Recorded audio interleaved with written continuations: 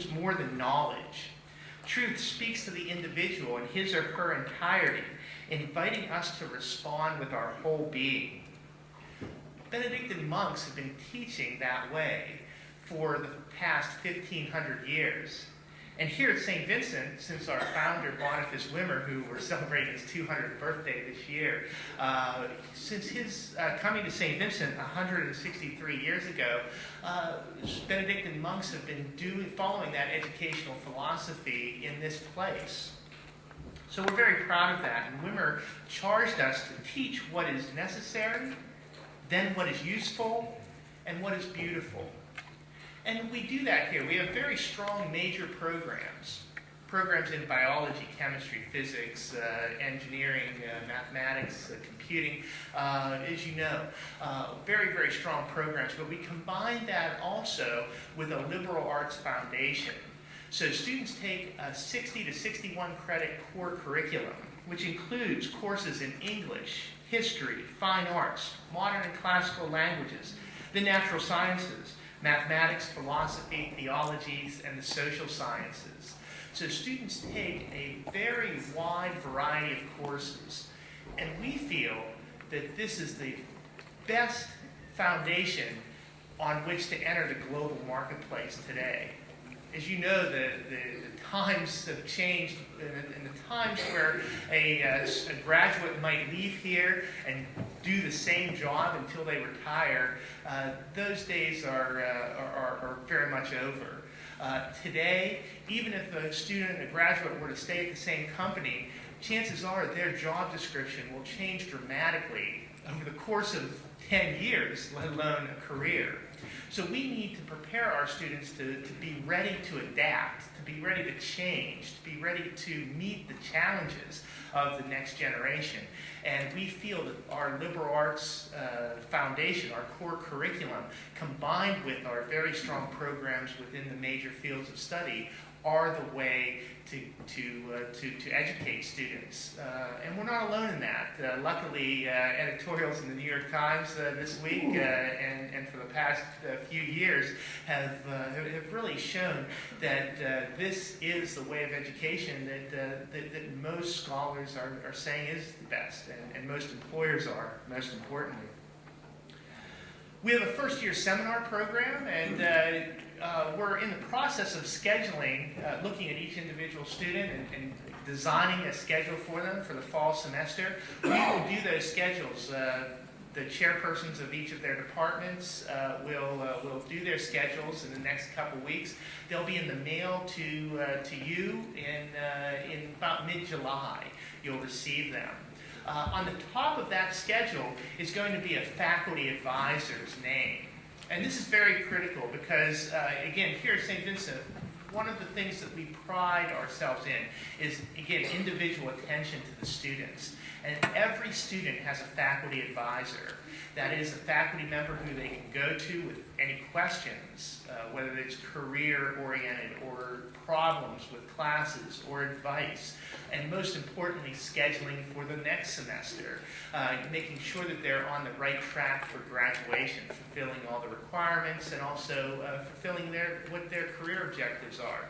So what I want to encourage is for them to get to know their faculty advisor as soon as possible. Even if they like, email over the summer. Contact them. Faculty love to get emails from students before the semester starts, just to get to know them, and of course to answer any questions they might have. But once they're here on campus, if you can ask your student one question about academics in the first couple weeks that they're here, please ask them, have they met with their faculty advisor? We ask the students to meet with their faculty advisor sometime in the first couple weeks of class, just to get to know them, find out where their office is. Our faculty have office hours, and most have open door policies. You can come in any time and talk to them. We want our students to be doing that.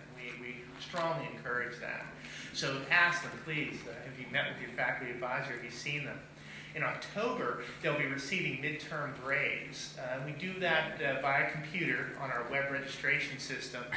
So every student will have a good picture of where they stand about mid-October. So around Halloween, if you want to ask them, how are your midterm grades going? Have you seen your faculty advisor? Those are, again, great questions to ask. Finally, I just want to leave you with one other item that is important to us, and that is our FERPA regulation. This is the Federal Privacy Act, which prohibits us from talking to people about student grades unless the student signs a waiver.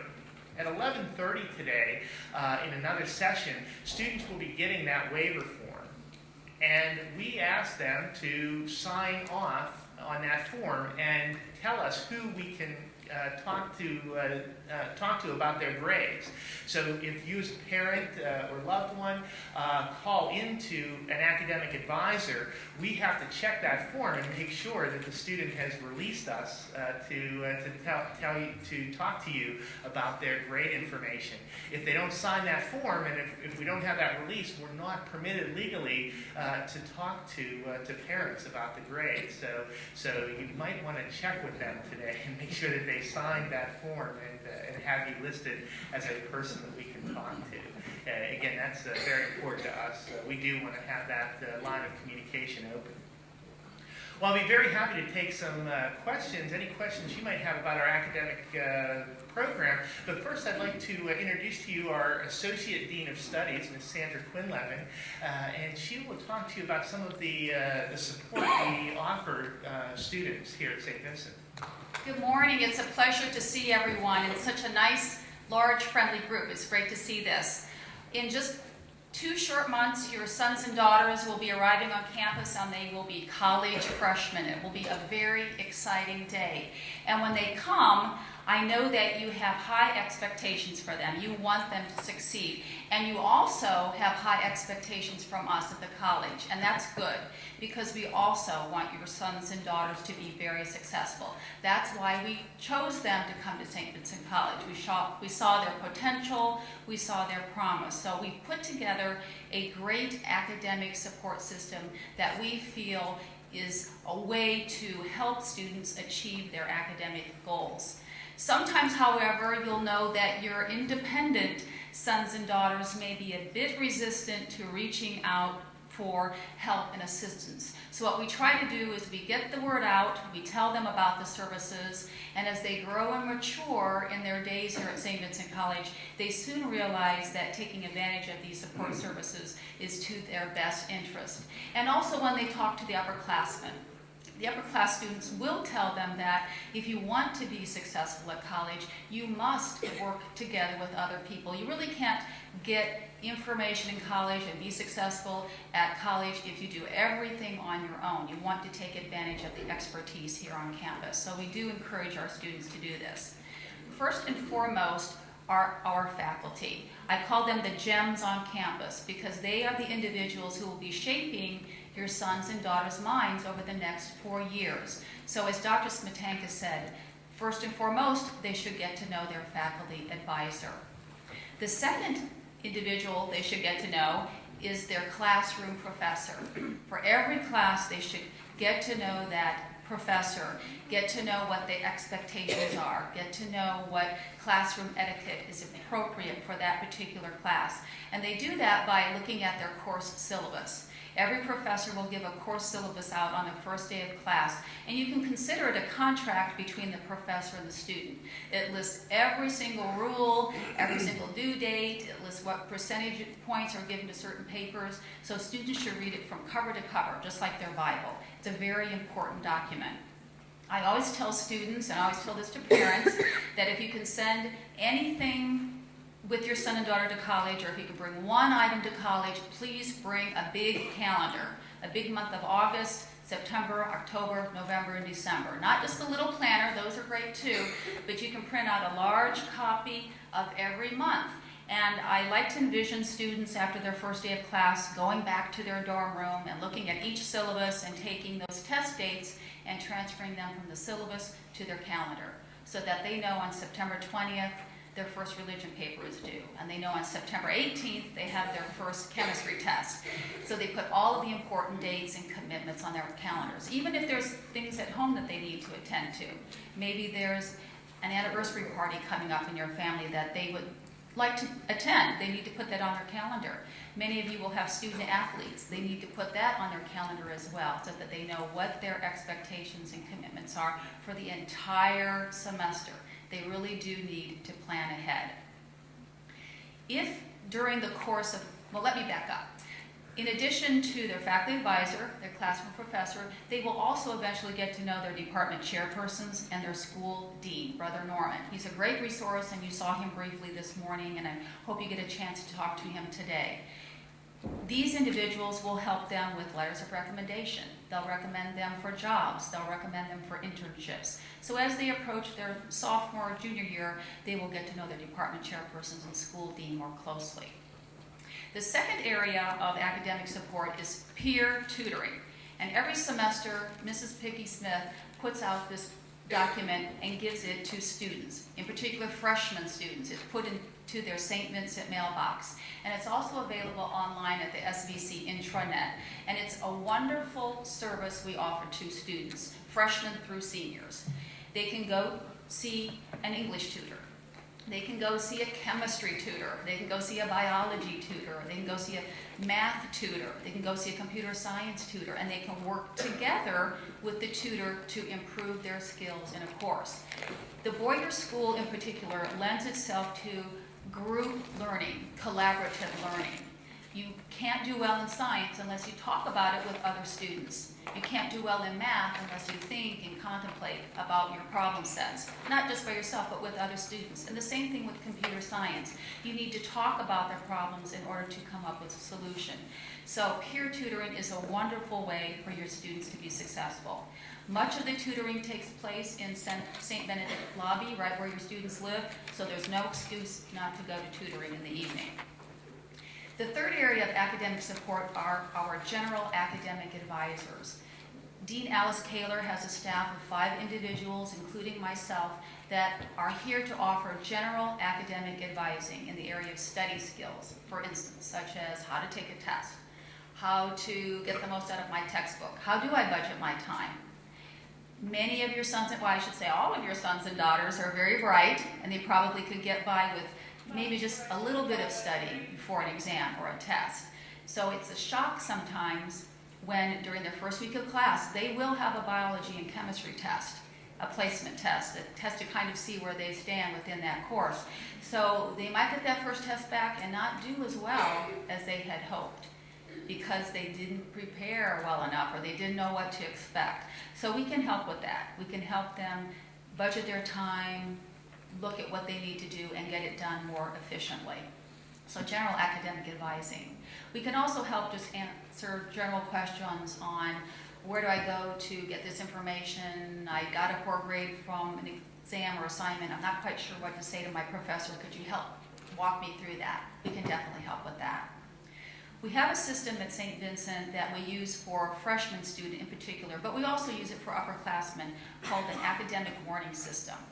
And we ask our professors that if they notice a student is struggling early on in the semester, let's say they do get a poor, very low grade on their first quiz, or they haven't gone to class a few times, they will send an email to Dean Kaler, and she will ask a member of her staff to follow up with that student and invite them to come to our offices and talk about what's preventing them from doing their best academic work. This also occurs at midterm grade time. If your son or daughter does get a D or an F on their midterm grades, it's not a permanent record, but Dean Kaler, again, will ask a member of her staff to follow up with that student and invite him or her to come to her office and talk about what they are doing to get ready for the classes, what's preventing them from doing their best work. Are they just not putting enough time into work? They're working too many hours off campus. They can't sleep at night because their roommate stays up late hours. All sorts of factors that may impede them from doing their best work. So we will take a look at that and invite them to talk to us. At the end of the semester, if your son or daughter does fall below a 2.0, which is a C average, that's the minimum grade point average required. If they fall below a 2.0, they will be put on academic probation for the spring semester. And again, Dean Kaler will assign a member of her staff to follow up with this student and meet with them regularly in the spring semester.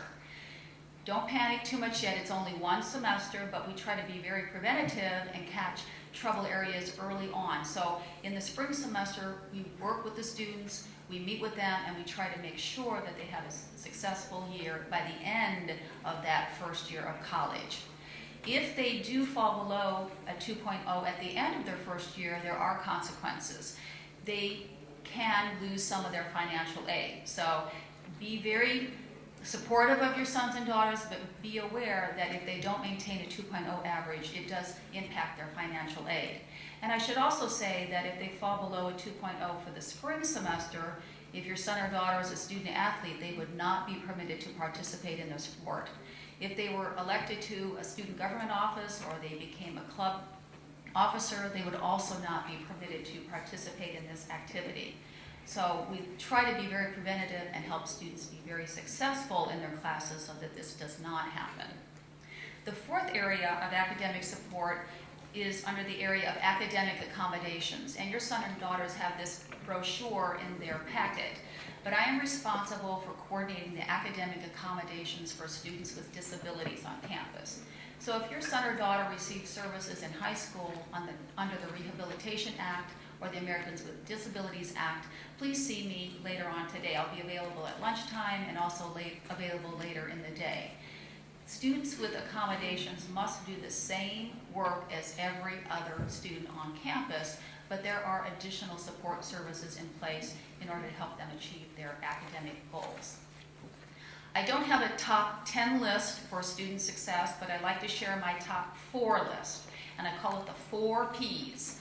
Number 1 is plan ahead, and that's where this big calendar comes into play. Know what you have to do and when it needs to be done. This is the biggest reason freshmen are not successful during their first semester. They do not get their work done on time. Number 2 is find a good place to study. It might not be your dorm room. It might be the library. We always say, walk over to the library. It's a great place to get some work done. If a student's roommate, again, likes to listen to music and your son or daughter likes it to be quiet, they need to work that out. So find a good place to study. Number 3, keep a positive attitude. Students will get discouraged. Your son and daughters will get discouraged, but we need to remind them that they were asked to come to St. Vincent for a reason. So remind them of that. Try to keep a positive attitude and help them to surround themselves with positive friends and positive activities. And number 4, please go to class. It seems very elementary, but along with newfound independence, sometimes students feel that they may not need to go to class as much as they should. So it's very important for them to get to class. For parents, I also have a 4 Ps list, and it's very simple. Patience, patience, patience, and more patience. Thank you, and I think we have time for just a few questions before we move on to the financial aid section. And Dr. Slatanka will answer those for you. Thanks very much, Sandy, and I hope you can see that we're blessed with very caring and very well prepared staff in academic affairs to help students maintain their academic goals. Any questions that you might have regarding the academic programming? I do have one about tutoring. If your son or daughter is commuting versus staying on campus, is the tutoring still held at the freshman dorms, or is there other optional ways for them to receive tutoring? Sure. There is tutoring at St. Benedict's Hall. There's also tutoring typically in the biology lab and chemistry lab and physics labs. So there'll be different spots for tutoring around campus. In addition, the study center, which is in Alford Hall. But all first-year students also have access to St. Benedict's Hall. So regardless of whether they're commuters or not, they can get into the dorm. Very great question. Other questions?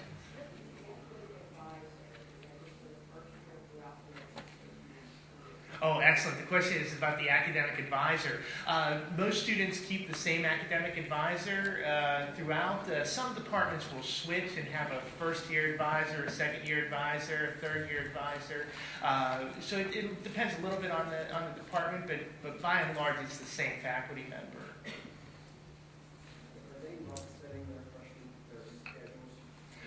What they do today is they meet with their in their department, and their department chairperson will be there and take down some potential options and ask them. There is a survey that they'll fill out in which they can express some interest. But what we find is that it's much less hassle if the department chairperson does the schedule for this semester. There's just so many factors to try to fit in that it just makes it a little bit easier and more convenient for the student and parents if we do that first semester schedule. Then in the spring semester, they will work with their faculty advisor to set their schedule. That's correct, yeah.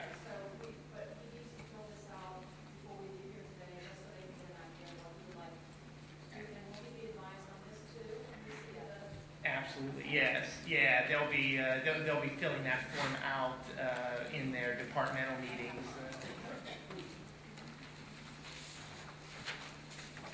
Very good. Any other? Oh, yeah, very good.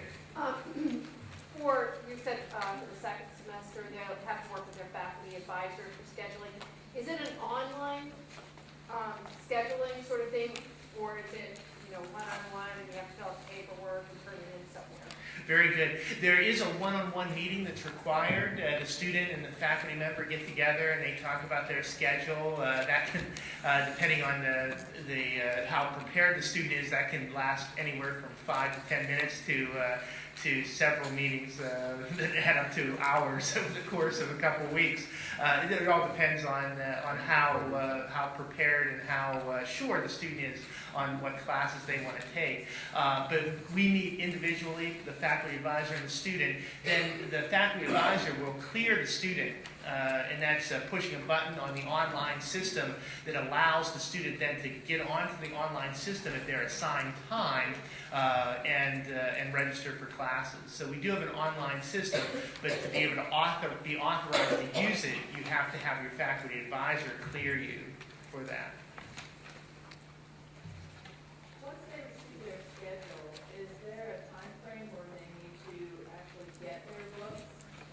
Do they order them online? Do they come to the campus and directly get them, or how does that work?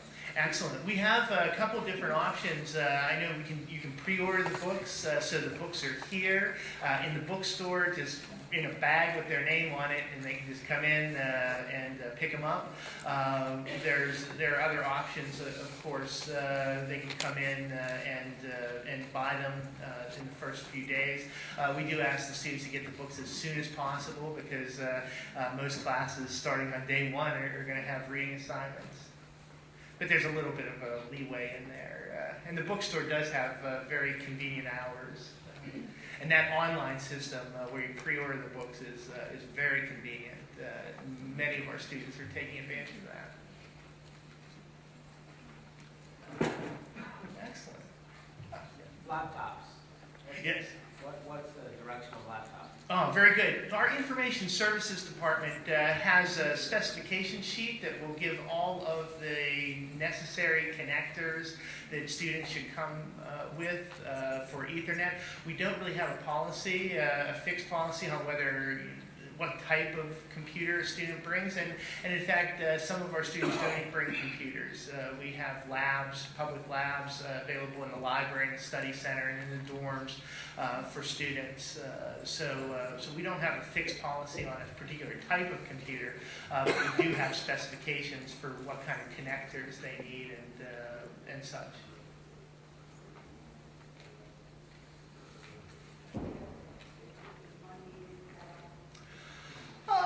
We find that students, there are enough students that come in in freshman year that with cars that students can typically get a ride to the store if they want to go to the mall or something in the evening. There's also student activities that take students off campus quite often. So really a car is an option but not a necessity. As a parent, I kind of got mixed feelings on that, especially for that first couple of semesters. Maybe that. Okay, very good, very good. I would say they're going to be very busy with schoolwork, and they want to. Most cars do sit idle when they're here, so there's not a whole lot of free time. Do you have to do that through the summer, if you're going to have a parking pass? A parking pass. Parking passes can be used. Yeah, you can register for those at any time. Oh, okay.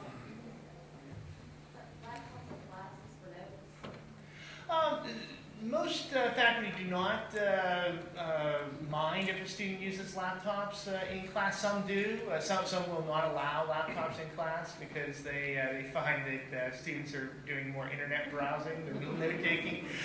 So it depends on the class, really what the policy is, and it's certainly not necessary. I know a lot of students, I know my daughter, when she went, she was allowed to have a tape recorder, so that way if she couldn't handwrite notes, she could go back on the tape recorder. Would that be allowed?